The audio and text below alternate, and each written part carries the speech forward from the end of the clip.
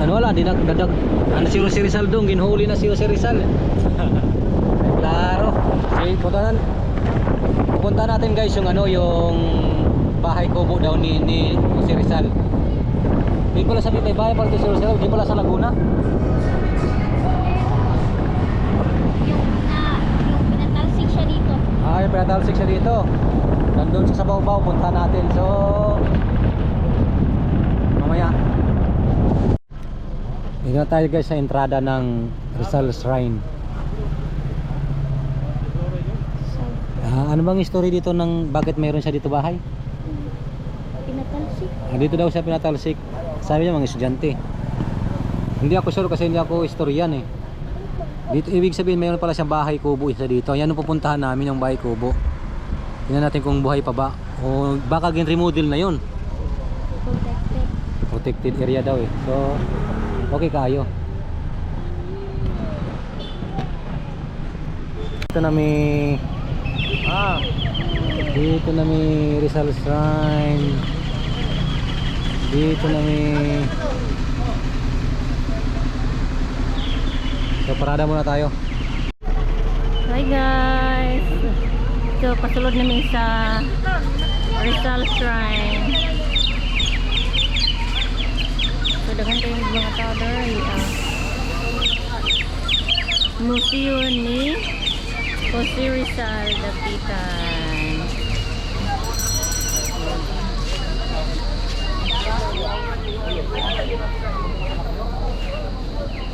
Hello. Kumpratan ang puta oy. Di na ko unsalan. Sama kami mami dito. Museo ni Rizal. Nandito kami guys. Kasama ko yung aking dalaginding oh, karga-karga ko. Oh. Kasama ko yung aking dalaginding. So hindi tayo kay nagpakarga man sa akin. Oh. Puntahan natin ang museo ni Rizal. So sabi ng mga nag-aaral, ng mga kaibigan natin, dito daw siya dati. Ano? Naman meron pa sa lapida dito. Order of the Knights Rizal National Headquarters Manila oh. Dito daw siya dati na nakaano si Rizal. Tapos natalsik man daw. Hindi ko alam, hindi ko sure ha. Yan yung Dipolog Lodge. Maganda ito dito guys. Ayan ang kubo niya oh.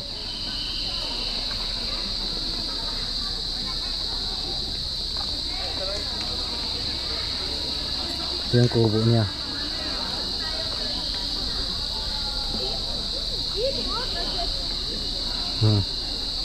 Ayan ang kubo. Tigo na yan.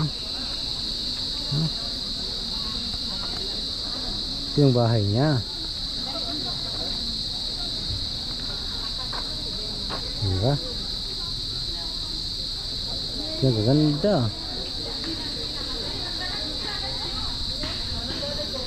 Kubo ni Rizal. Casa Rinunda oh.